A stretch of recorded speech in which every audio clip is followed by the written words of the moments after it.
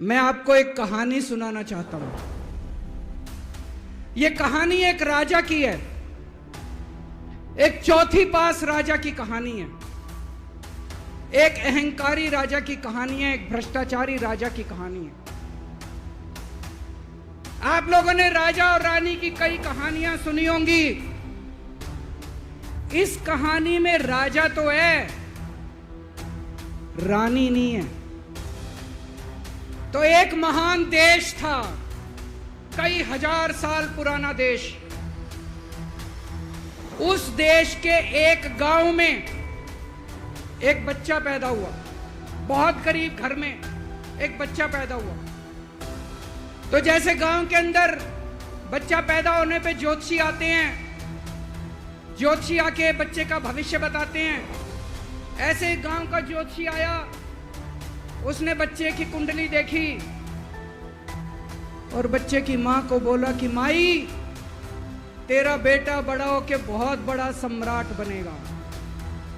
माई को समझ नहीं आया, मैं इतनी गरीब, मेरा परिवार इतना गरीब, मेरा बेटा सम्राट कैसे बनेगा।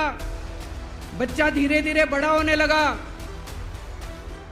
गांव के सरकारी स्कूल में उसका एडमिशन करा दिया। उसका पढ़ने लिखने में मन नहीं लगता था। पढ़ते पढ़ते, क्लास करते करते चौथी में आके उसने नाम कटवा लिया। उसका पढ़ाई लिखाई में मन नहीं लगता। बगल में, गांव के बगल में एक रेलवे स्टेशन था। घर में बहुत गरीबी थी। वो बच्चा वहां स्टेशन पे जाके चाय बेचने लगा। चाय बेच के अपना गुजारा करता था।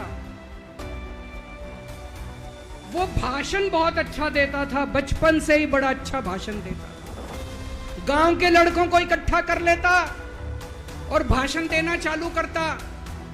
धीरे धीरे आसपास के गांव में फैल गया कि ये बच्चा भाषण बड़े अच्छे देता है।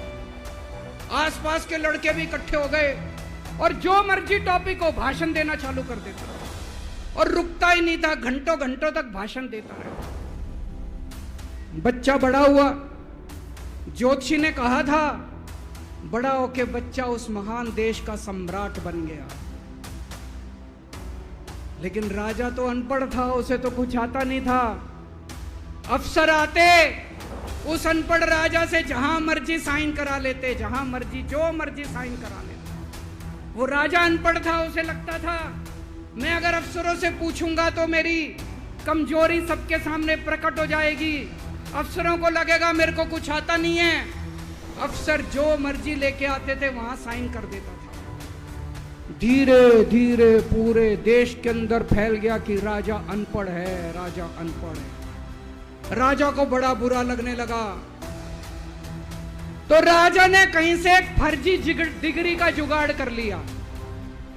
एक फर्जी डिग्री का जुगाड़ कर लिया, एमए की डिग्री का। और राजा बोला मैं एमए हूं। पर सच्चाई तो पूरे देश को पता थी, राजा तो अनपढ़ था। धीरे धीरे राजा अहंकारी भी होता गया। अहंकारी राजा और ऊपर से अनपढ़। जो मर्जी उस राजा के पास जाता और राजा से कुछ भी पास करा के ले आता। एक बार कुछ लोग गए, राजा को बोले जी नोटबंदी कर दो। नोटबंदी करने से भ्रष्टाचार खत्म हो जाएगा, आतंकवाद खत्म हो जाएगा। राजा को कुछ समझ नहीं आया। राजा की खूब चमची मारी उन्होंने। राजा ने एक दिन शाम को टीवी पे आके 8 बजे नोटबंदी कर दी। पूरे देश का बेड़ा गर्क हो गया। लंबी लंबी बैंकों के सामने लाइनें लग गई। कई लोग मर गए, दुकानें बंद हो गई, रोजगार बंद हो गए, बड़ी बड़ी इंडस्ट्री बंद हो गई। पूरे देश का बेड़ा गर्क हो गया। फिर एक दिन कोई आके बोला जी 2000 का नोट ले आओ। राजा 2000 का नोट ले आया। 4 साल बाद कुछ लोग आके बोले जी 2000 का नोट बंद कर दो। राजा ने 2000 का नोट बंद कर दिया। राजा को अकल तो थी नहीं, बेवकूफ था, अनपढ़ था। कभी 2000 का नोट चालू करता था, कभी 2000 का नोट बंद करता था। एक बार कुछ लोग आके बोले जी ये किसानों के कानून बना दो। इस कानून से किसानों का भला होगा। राजा ने कानून बना दिए, पूरे देश के किसान सड़कों पे उतर आए।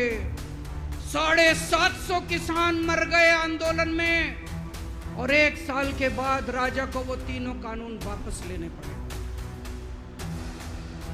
एक बार उस देश के अंदर बहुत बड़ी महामारी फैल गई, चारों तरफ महामारी फैल गई, लोग मरने लगे। किसी ने आके बोला जी थाली बजवाओ तो देश ठीक हो जाएगा। और राजा ने पूरे देश में थाली और चम्मच बजवा दिए। महामारी तो नहीं बची, महामारी तो फैली रही। किसी ने आके कहा जी डॉक्टरों की जरूरत पड़ेगी, दवाइयों की जरूरत पड़ेगी, इंजेक्शन की जरूरत पड़ेगी, तब महामारी रुकेगी।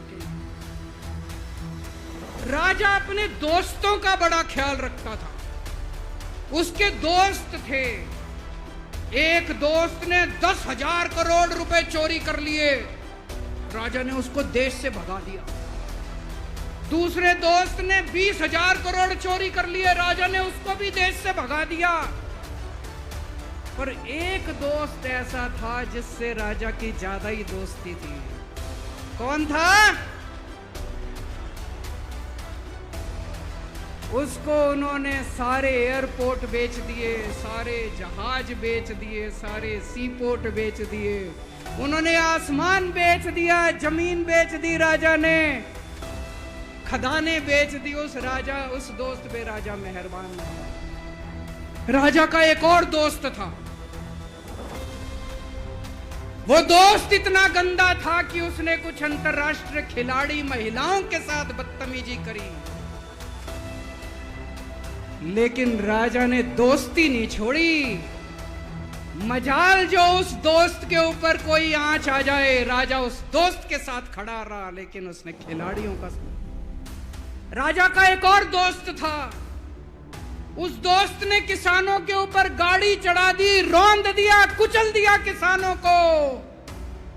राजा ने अपनी दोस्ती नहीं छोड़ी। इस बात पे तो दाद देनी पड़ेगी कि राजा दोस्तबाज था, 1 नंबर का दोस्तबाज था। चारों तरफ अत्याचार हो गया, चारों तरफ देश के अंदर इनके अपने लोग जो थे वो बलात्कार करने लगे, गलत काम करने लगे, हाहाकार मच गया।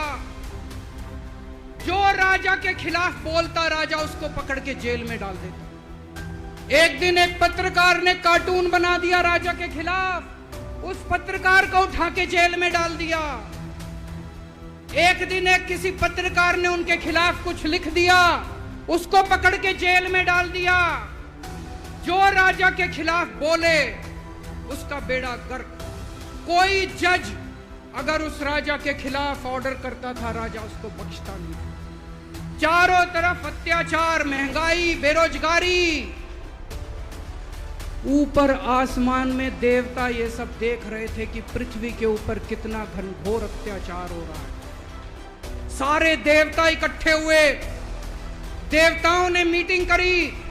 सारे देवता मिलकर शिवजी महाराज जी के पास गए और कहा, महाराज कुछ करो, पृथ्वी के ऊपर अन्याय हो गया, अत्याचार हो गया, चारों तरफ बलात्कार, चारों तरफ हाहाकार मचा हुआ है, जनता परेशान हो रही है। पृथ्वी जी, शिवजी महाराज जी ने अपनी तीसरी आंख खोली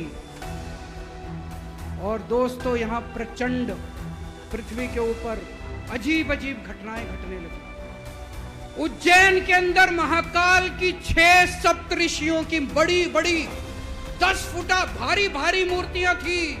एक दिन बारिश और तूफान आया और 6 की 6 मूर्तियां टूट गई। लोगों ने कहा बड़ा अपशकुन हो रहा है, बड़ा अपशकुन हो रहा है। एक दिन एक ट्रेन एक्सीडेंट हो गया, 250 से ज्यादा लोगों की मौत हो गई। लोगों ने कहा बड़ा अपशकुन हो रहा है। और एक दिन घनघोर बारिश आई, तूफान आया, ऊपर से आकाशवाणी हुई। सारे देश की जनता को भगवान ने कहा कि आप महान देश के लोग हो, क्या कर रहे हो, उठो, खड़े हो जाओ और इस अहंकारी राजा के खिलाफ सब लोग मिलकर आवाज उठाओ। भगवान आपके साथ है। और उसके बाद दोस्तों सोई हुई जनता जाग गई और 1 साल के अंदर उस अहंकारी राजा का राजपाट जनता ने उखाड़ के फेंक दिया। और उसके बाद वो महान देश दिन दूनी रात चौगुनी प्रगति करने लगा। ये कहानी बड़ी पवित्र कहानी है। इस कहानी को सुनने से और सुनाने से परिवार का, समाज का और देश का बहुत भला होता है। इसे ज्यादा से ज्यादा शेयर कीजिए, ज्यादा से ज्यादा लोगों तक पहुंचाइए, ताकि ज्यादा से ज्यादा लोग इसे सुन सकें, इसे समझ सकें। अंत में आपसे एक ही विनती है, अगली बार वोट डालने जाओ तो ऐसे आदमी को वोट डालना, ऐसे आदमी को प्रधानमंत्री बनाना जो कम से कम इतनी तो समझ रखता हो कि 2000 का नोट कैंसिल करना है कि चालू करना है।